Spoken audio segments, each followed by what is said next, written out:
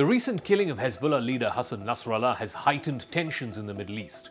Iran is now faced with a critical decision regarding how it's going to shape its response to Israel.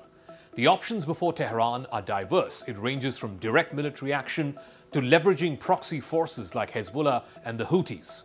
But the consequences for each of these options will also have to be carefully weighed upon. On Crux Decode, we break down what options Iran has to strike back at Israel. Will it prefer to use its proxies or get drawn into a direct conflict with Tel Aviv? Or will it play the waiting game to see the end of the Gaza war and then strike back at Israel at a time and place of Iran's choosing, perhaps post the US elections in November?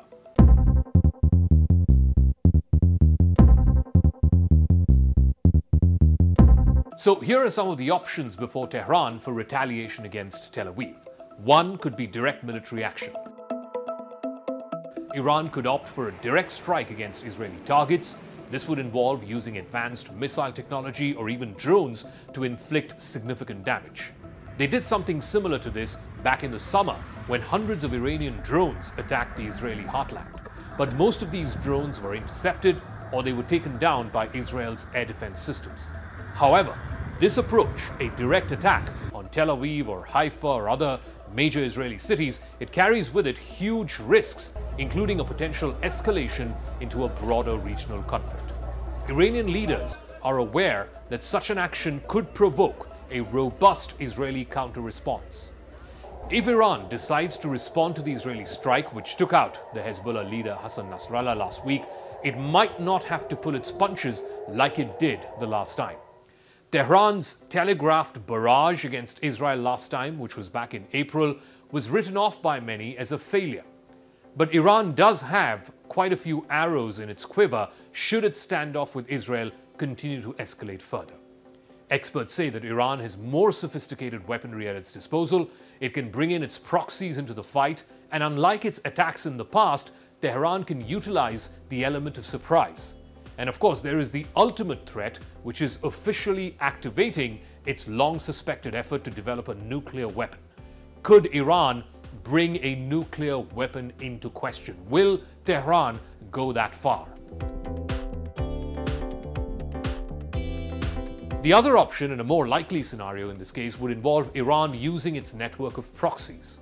Groups like Hezbollah, Hamas, and the Houthis are well positioned to conduct operations against Israel without directly dragging in Tehran.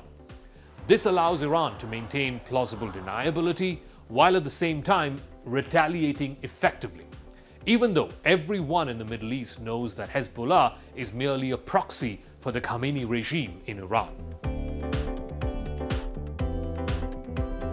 There's also covert operations. Iran may choose to conduct covert operations aimed at Israelis and Israeli interests abroad. This could include intelligence operations. It could also include targeted assassinations, which would be less visible than open warfare, but it would still serve as a form of retaliation.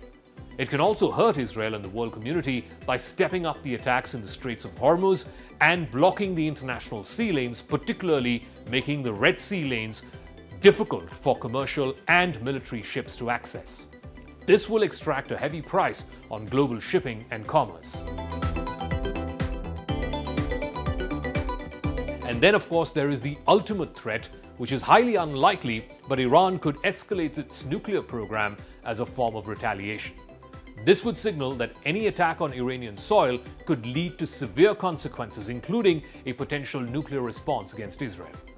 Now, analysts say it is common for Tehran to hold off on any direct or indirect action in a bid to avenge Nasrallah's death until it can determine a decisive course of action. But if Iran does choose to respond militarily, as it did back in April for the killing of 7 members of the IRGC, or the Islamic Revolutionary Guard Corps, that was a strike that happened on the Iranian embassy in Damascus.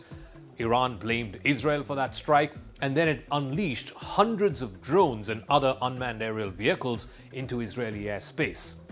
If Iran chooses to do that, it can take things much further than what it did back in April. While the prospect of direct conflict does exist, it is not the most probable outcome. Iranian leadership has historically favored what they call asymmetric warfare, using its proxies to try and avoid a full-scale war, which Iran may not be prepared for at this time, unlike Israel, which is already knee-deep in war for the better part of the last 1 year, first against Hamas and now over the last 2 or 3 weeks against Hezbollah.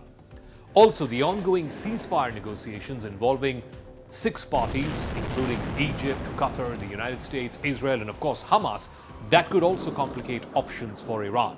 Iran may prefer to wait for a more opportune moment to strike without disrupting the ceasefire talks. Iran is a strategic actor playing for the long run, and it's not going to make any suicidal moves just yet. Its economic situation is still poor, it is still recovering from American sanctions as well as the COVID pandemic. It also understands it now has a window of opportunity before the elections happen in the United States in November. The Iranians fear former US President Donald Trump and him returning to the White House. They would rather prefer to see the Democratic candidate and the current Vice President Kamala Harris come back to the White House. This may steer them away from the currently escalating situation vis-à-vis Israel.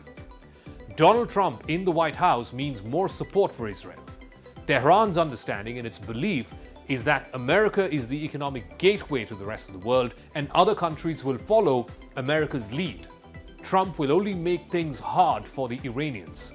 Harris, who is slightly pro-Palestinian, at least understands the cost of the human crisis that has been unleashed in Gaza and may try to be a little harder on the Netanyahu regime. Therefore, the Iranians feel that the news against Tehran might loosen it just a bit if there's going to be a Democrat in the White House, and that could potentially give them some breathing space. The death of Hassan Nasrallah represents a significant blow to Hezbollah and its operational capabilities. Nasrallah was not just a charismatic leader, but also a strategic thinker who guided Hezbollah through numerous conflicts with Israel. His absence creates a leadership vacuum that could affect Hezbollah's decision-making and thereby limit Iran's capabilities at retaliating against Israel. Without Nasrallah, Hezbollah may experience delays in planning and its ability to execute retaliatory strikes against Israel. This disruption could weaken the immediate response capabilities of Hezbollah. The question of succession is also crucial for Hezbollah's future. Potential successors include figures like Sheikh Naim Qasim, whose proof of life itself is shaky to start with, or other senior commanders within the organization like Nasrallah's cousin, Hashim Safieddine, who's a member of Hezbollah's highest decision-making body, the Shura Council. However, any of these individuals will lack Nasrallah's authority and his charisma, which could lead to further internal strife within Hezbollah. Iran's response to the killing of Hassan Nasrallah will likely involve careful calculations aimed at balancing its retaliation on the one hand with the desire to avoid any broader regional conflict.